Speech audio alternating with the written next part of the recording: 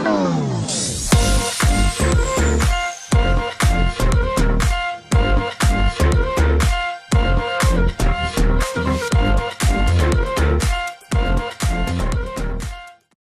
evening. Welcome to Queer News Tonight. This is the world's first and only LGBTQ+ daily evening television news, broadcasting live and available on demand. Available on all smart televisions, including Roku, Apple TV, Android TV, Amazon Fire TV, YouTube, and Facebook, as well as Twitch and Twitter. It's time to queer up the news. It's Thursday, November 17th, 2022. We're live and literally out of the closet and into the headlines. So many of your important stories we're going to tell this evening on Queer News Tonight.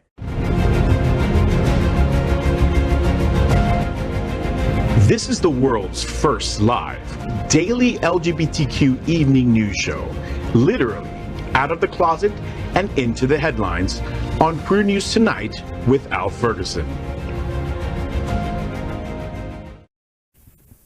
I'm your anchor at Queer News Tonight, David Hopkins. This evening we bring you the news of and perspective representing the LGBTQ+ community from South Florida, America, and across our planet. This is the world's first and only unedited live LGBTQ+ evening news show. Whatever happens unique in LGBTQ+ news, you will see it and hear it. Happening Out Television Network is a 501c3 nonprofit media platform in the television and radio model of PBS and NPR, but designed for our LGBTQ+ community. We are part of one of the largest LGBTQ+ media companies in America, Hotspots Magazine and Happening Out Television Network. Our magazine is celebrating 37 years of the LGBTQ+ experience, and our television news, talk, and entertainment shows support our mission to educate the LGBTQ+ and broader community. And before we start the show, because I am controlling the transmission, I do want to say next Friday, Black Friday, we are celebrating the 17th annual Leather Mask Ball with Lambda Men's Brotherhood. We're a local nonprofit charity organization. All the proceeds go to charity. That means the tickets are tax deductible. You can scan that QR code on screen right now to buy your tickets, or go to lmbftl.org. They're $39 in advance or $55 at the door, so give them in advance. And now, let's welcome anchor Bob Hentschel. Bob's an accountant with a local construction company and a member of various LGBTQ+ Disney Facebook groups. He recently joined the planning committee for My Hollywood Pride. He describes himself as a nice widow man with a house in Dania Beach, a Disney Vacation Club membership, and a self-supporting cash flow. Prospective boyfriends can apply on his Facebook or Twitter at his name. Welcome, Bob. Thank you. My Hollywood Pride is the weekend of Saturday and Sunday, January 28th and 29th, 2023. Join us for the Pride 100 brunch on Saturday, followed by the big event on Sunday along Hollywood Boulevard. Now let's welcome anchor Gregg Shapiro. An inductee into the Chicago LGBT Hall of Fame, Gregg is the author of 8 books, including his latest, Fear of Muses, an entertainment journalist whose celebrity interviews and music reviews run in a variety of regional LGBTQ+ and mainstream publications and websites. His movie review column called Screensaver can be found in South Florida Gay News, San Francisco's Bay Area Reporter, RottenTomatoes.com, and more. Good evening, Gregg. Good evening, and if you're around this weekend or close to Miami, it's the Miami Book Fair weekend, and I am honored and grateful to be on a panel with Shelley Wong, Nicole Tallman, and Julie Marie Wade at 4:30 on Saturday the 19th. I hope you can be there. So, we are the reporters for Queer News Tonight, and this evening we begin with the queer headlines. The LGBTQ+ community in South Florida and across America is diverse. Our community across the world is vast. And here are the bullet points of the Queer News for today, Thursday, November 17th, 2022. Happy National Butter Day, which is not to be confused with National Boy Butter Day, which is something else entirely. Yeah, one you'll do on Thursday, the other one you'll need next Friday. First, we begin by queering up LGBTQ civil rights. In surprise move, Church of Jesus Christ of Latter-day Saints backs Respect for Marriage Act and calls for LGBTQ+ support. In a shocking move, the Church of Jesus Christ of Latter-day Saints, commonly known as the Mormon Church, issued a statement on Tuesday supporting the passage of the Respect for Marriage Act. This statement reinforces the church's stance on traditional marriage while also calling on individuals to support the LGBTQ+ community and allowing religious institutions to retain their own positions. The statement reads, quote, "The doctrine of the Church of Jesus Christ of Latter-day Saints related to marriage between a man and woman is well known and will remain unchanged. We are grateful for the continuing efforts of those who work to ensure the Respect for Marriage Act includes appropriate religious freedom protections while respecting the law and preserving the rights of our LGBTQ brothers and sisters. We believe this approach is the way forward as we work together to preserve the principles and practices of religious freedom. Together with the rights of LGBTQ individuals, much can be accomplished to heal relationships and foster greater understanding," end quote. Now, I know a lot of people are going to hate the Mormons no matter what, and they have a terrible history, as do most organized religions.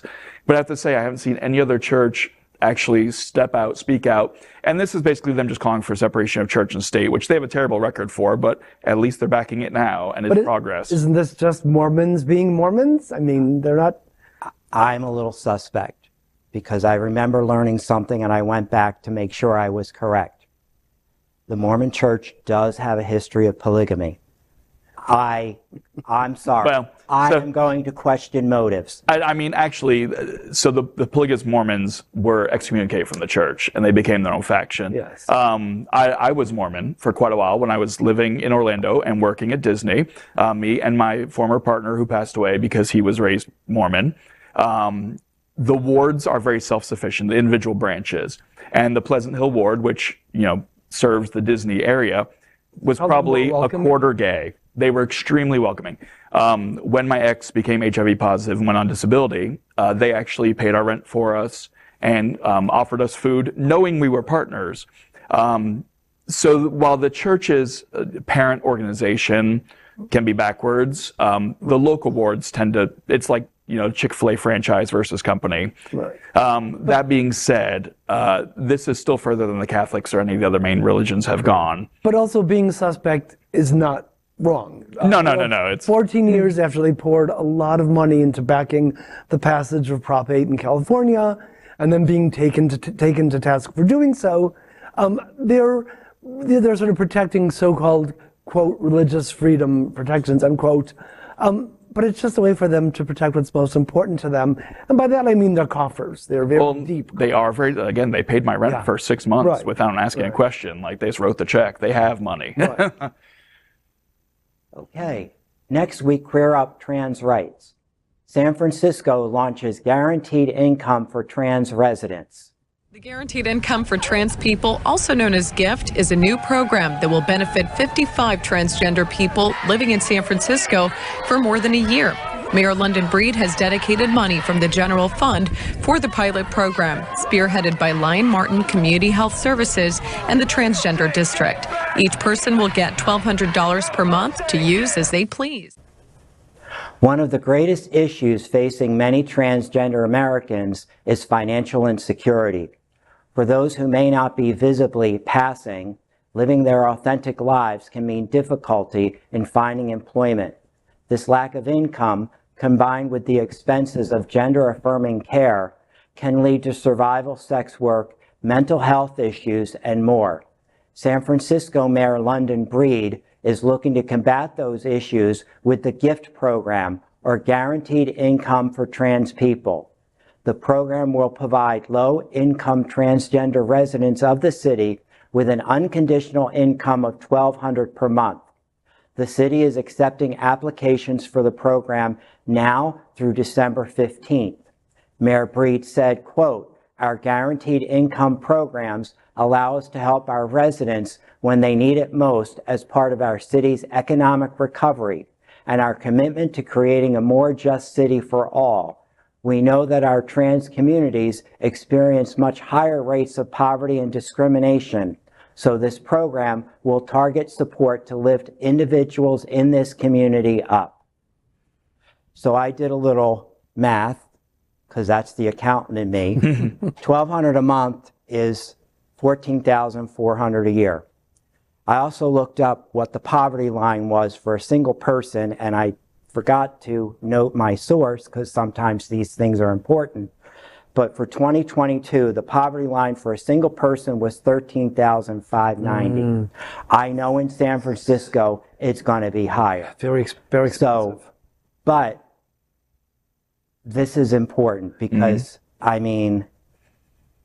And there's always the people who are going to say that this is, people are going to take advantage of this just for free money. There's the potential for abuse, right. But also, people who are transgender face so many hurdles, and they're going to check. There's not enough of this money to go around that they're not going to vet the individuals. For sure. I did a great interview with James Turcha, who's the current Mr. Ramrod, who is a trans man. Recently, it was on one of our episodes. And one of the things he mentioned is before and after somebody transitions, frequently they're fine. But during the transition process, or if you can't get continual gender affirming care, it's a second puberty. It's a very awkward stage. Right. It becomes very difficult to deal with the public. To keep a job? To keep a job. There's only a few companies that will hire people who are transitioning. Right. Or who've even transitioned. And so employment's a huge, and a lot of trans people end up going into survival sex work or other activities that can be kind of sketchy, which is one of the reasons why trans murder rates tend to be so high. Right. This community needs the help badly. For sure. This is barely anything. There's not going to be anywhere that's even going to pay their rent. That might do their hormone treatments for a month so they can focus on paying their rent other ways. Right. Like it's a difficult position. And then you get here in Florida where low-income trans individuals can't even get Medicaid to assist with their medically necessary treatments. Right. So this is a good thing. But in the same way that there was no question in my mind that the great Commonwealth of Massachusetts would be the first in the country to elect a lesbian governor, it's really not all that surprising that San Francisco would be the place to launch a program such as GIFT. First of all, it's a great acronym. Let's agree on that. And it's reassuring that these kinds of liberal and progressive bastions continue to exist in this increasingly conservative day and age. I agree. Now we're going to queer up entertainment. Former Full House star Candace Cameron Bure announced his new religious channel gets called out for anti-LGBTQ plus comments. In a recent interview with the Wall Street Journal, former Full House star and Hallmark Channel holiday movie regular Candace Cameron Bure discussed her plans for her new faith-based channel, Great American Family. When asked if the Great American Family will include LGBTQ plus storylines in their projects, Cameron Bure said, quote, "I think that a Great American Family will keep traditional marriage at the core," end quote. This was met with swift backlash from other celebrities. Singer JoJo Siwa, who recently had conflicts with Cameron Bure online, but had reconciled with the actress, posted, quote, "Honestly, I can't believe, after everything that went down just a few months ago, that she would not only create a movie with intention of excluding LGBTQIA+, but then also talk about it in the press. This is rude and hurtful to a whole community of people," end quote.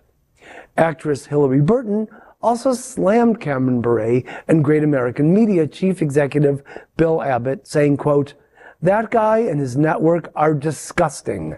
You too, Candy.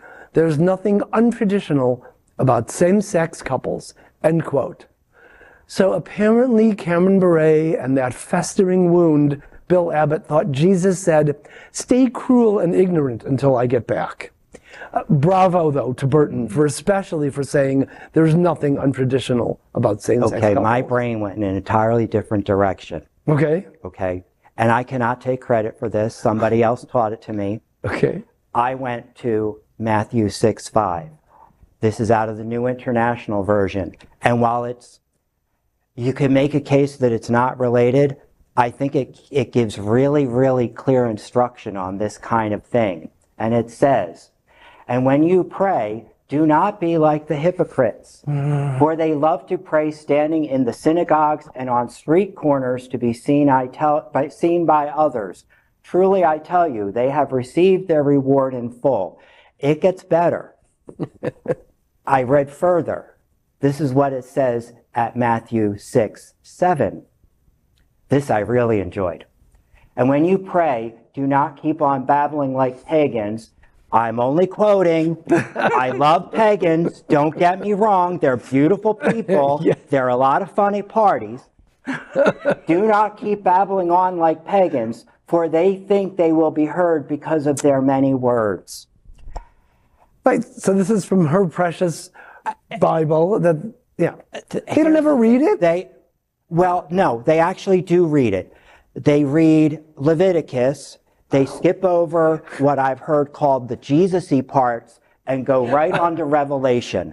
And they consistently, and again, not my line, from somebody else, they find it infinitely easier to worship Jesus than to follow his consistently liberal example. Right. There is a phenomenal book out, which I forget the name of, but Reverend Dr. Darrell Watkins from here at Sunshine Cathedral, which is a queer church, participated. And it's all well-known, respected theologians. And it takes every book of the Bible and breaks down the LGBTQ content. And there's a lot of it. The story of Jesus healing the Roman soldier, if you read the translations where they originally from, the word they used with the Romans, his slave, the word used was what would be used for a same-sex love slave, a bound concubine of the same gender. Wow. That translation has changed. So basically the Bible did speak on gay relationships and approved, Jesus did anyways. Wow.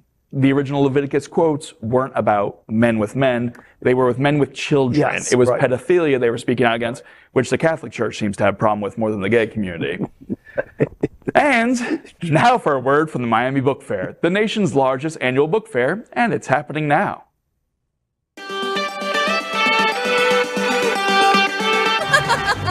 Welcome to the Miami Book Fair!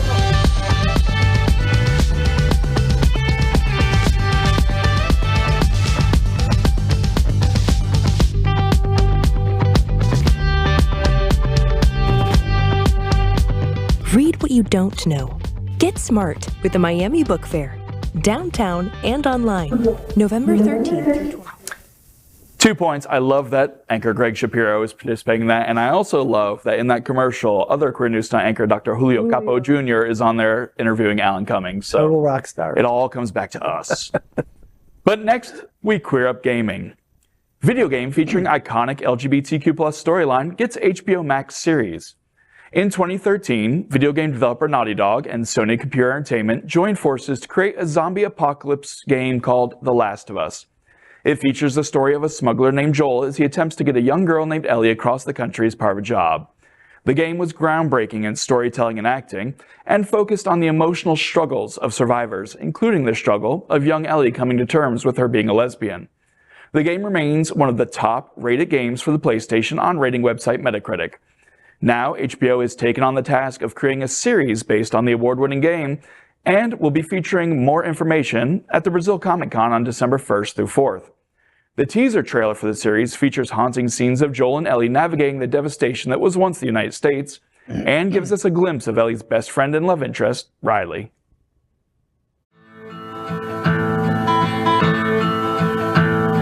The roses have faded, there's frost at my door. The birds in the morning don't sing anymore. The grass in the valley is starting to die, and out in the darkness the whippoorwills cry. The darkness is falling, the sky has turned gray. A hound in the distance is starting to fade.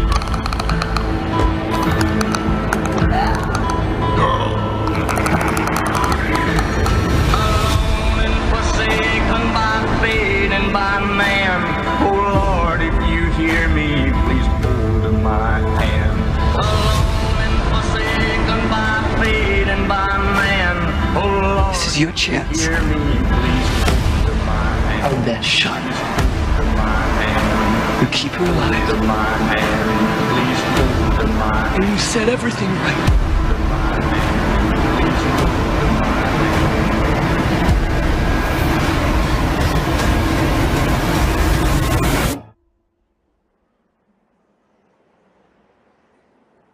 Save who you can save. Oh, please understand.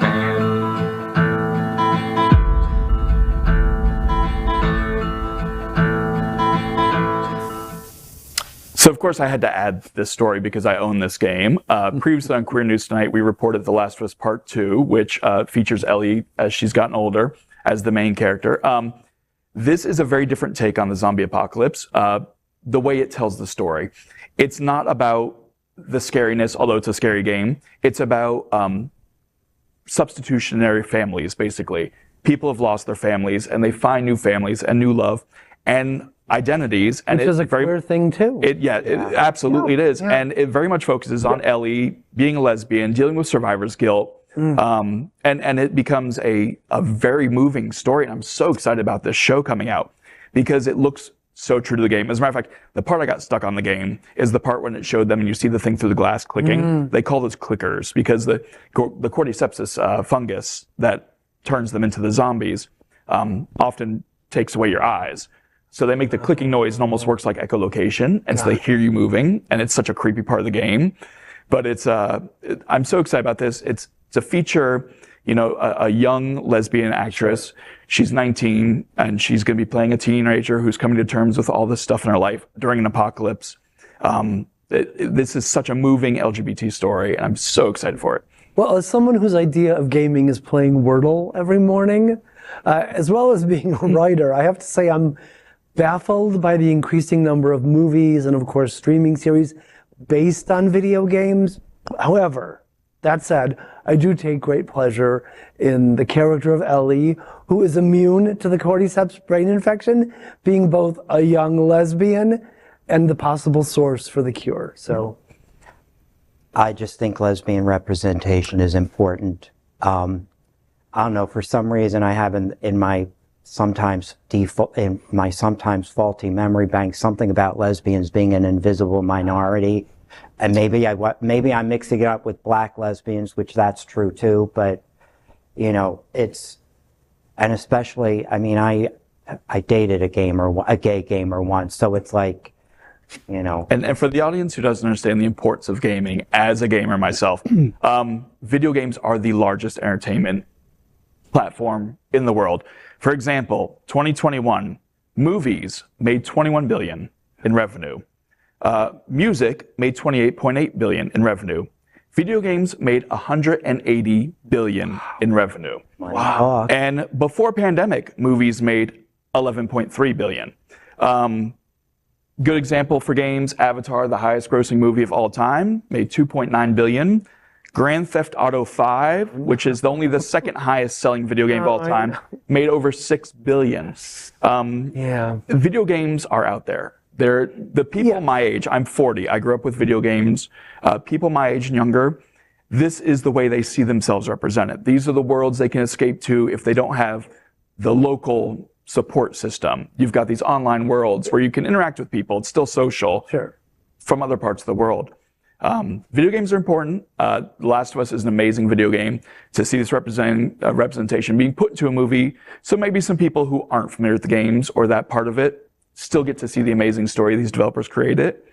It's an awesome story. So do you think in the Ms. Pac-Man movie she'll be a lesbian, maybe? I mean... Okay, just asking. She did like to munch. Wow. Well, okay then. Next week, Queer Up, The Road to Stonewall. Site of San Francisco's pre-Stonewall gay riot declared historic landmark. It was a popular late-night hangout for many in the LGBTQ+ community. At the time, dressing contrary to your sex assigned at birth or engaging in same-sex relations was illegal. Staff would sometimes call the police on patrons, especially transgender individuals, thinking they were scaring away the customers.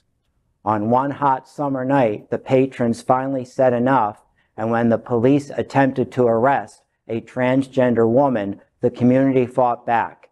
No, this wasn't Stonewall. This was Compton Cafeteria in San Francisco, and a full 3 years before the famous events at the Stonewall Inn. While it was one of the first events in the LGBTQ+ rights movements, many, including in our own community, aren't even aware it happened. The city of San Francisco is helping to amend that, and the city has just declared the building a historic site. District 5 Supervisor Dean Preston, who represents the area containing the site, said in a press release, quote, "At Compton's cafeteria, the queer community, in the face of state violence, stood up and said no more.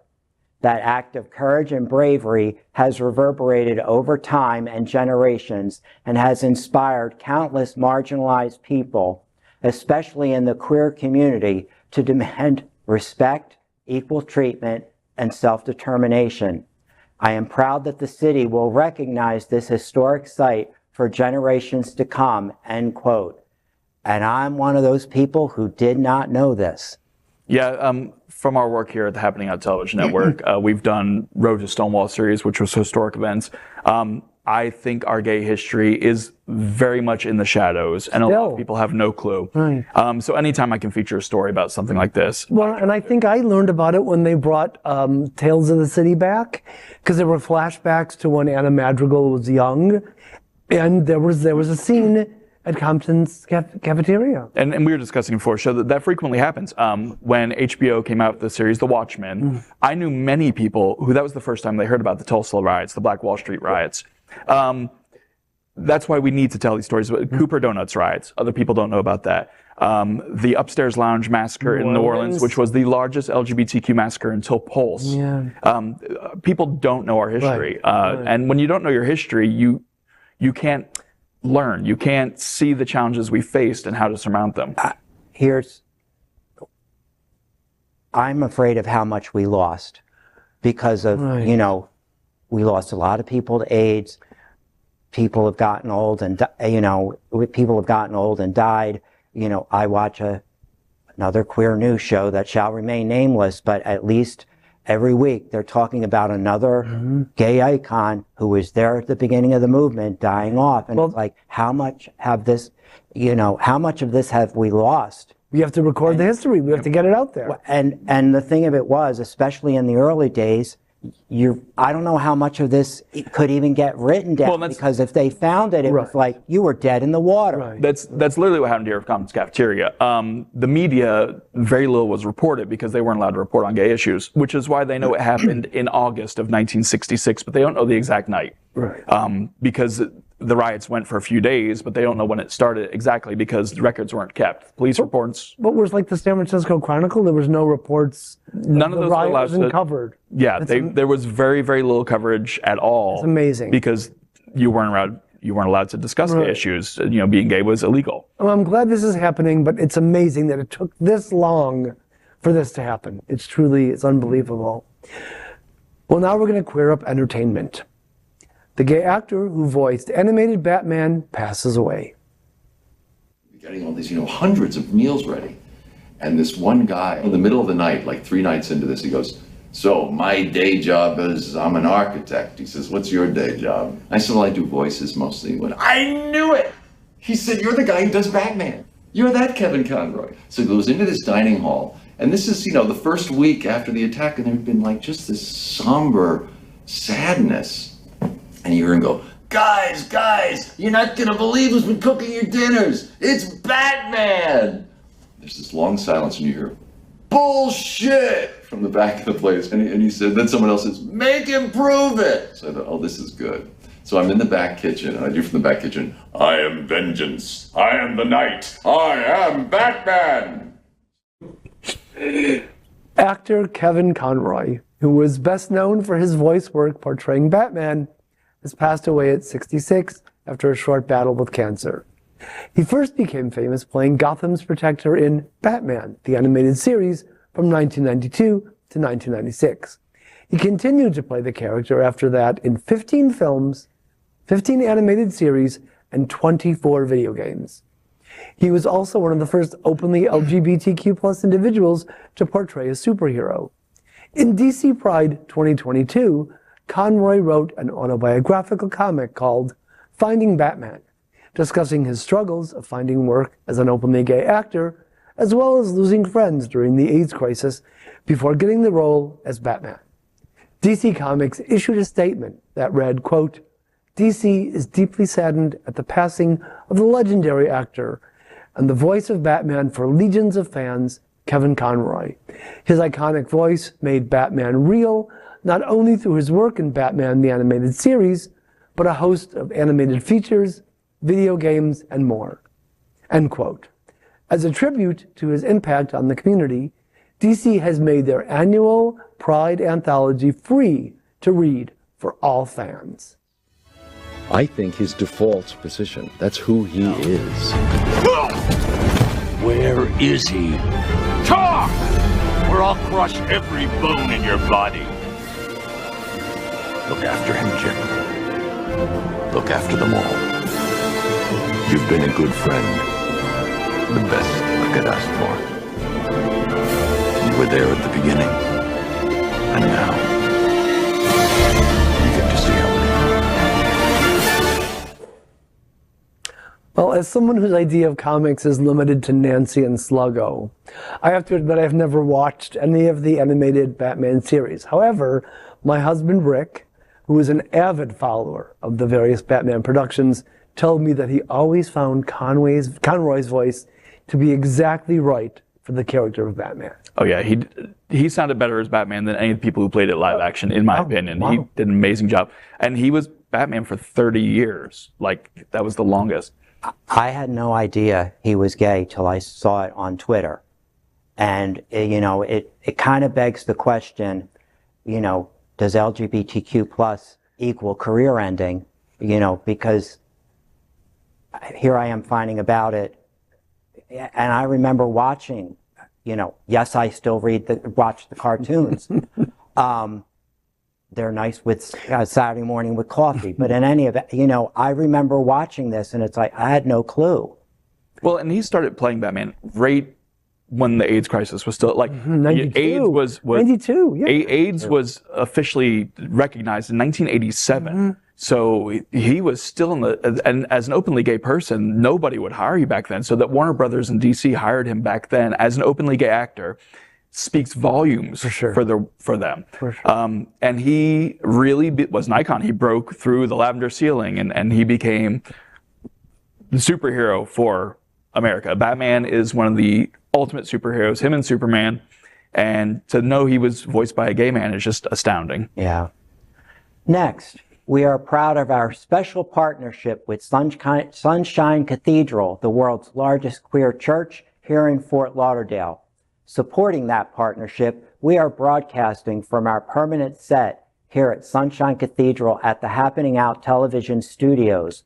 We broadcast Sunshine Cathedral's Sunday International Service at 10:30 a.m.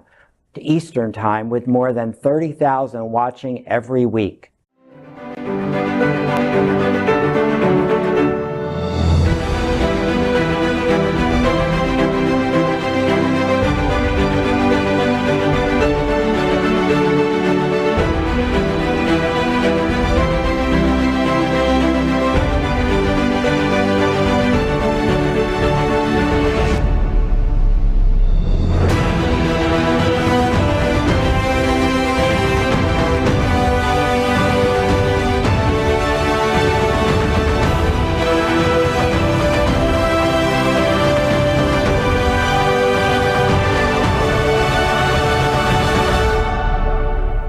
Hello, my name is Peter Basuito, also known as My Big Funny Peter. I'm an internationally known comedian and entertainer, and the Sunshine Cathedral is definitely my queer church. That is today's news for the LGBTQ plus community on the world's first and only daily LGBTQ plus evening news show. If our community is important to you, share this news with your friends and family. Are you, like most of America, part of our very large television audience watching this live LGBTQ plus news broadcast right now on Roku, Apple TV, Android TV, and Amazon Fire TV? Queer News Tonight is the only live LGBTQ plus digital television show in the world that is out of the closet and into the headlines. We need your support. If our community is to grow, we must tell our stories and bring them to the attention of the broader world. This is the only place in the world that tells these types of LGBTQ plus stories in motion and sound. That is the passion of Hotspots Magazine, Happening Out Television Network, and Queer News Tonight. I'm your anchor, David Hopkins, and on behalf of these LGBTQ+ reporters, the anchors of Queer News Tonight, including Bob Hentschel and Gregg Shapiro, we'll see you daily at 8 p.m. Good night.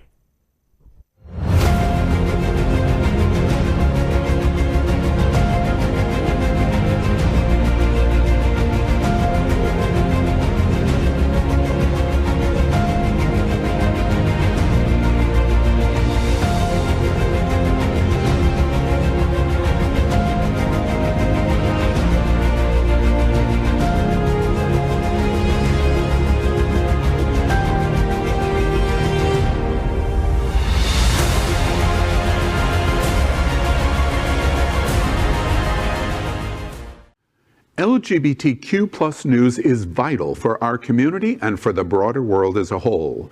We have enough enemies at Fox News. Tucker, Sean, and Lara are loud. We need passionate allies. Happening Out television network, Queer News Tonight, and It's Happening Out are literally out of the closet and into the headlines. Our community needs your support. Like this broadcast and subscribe now to ensure the growth of the entire LGBTQ+ community.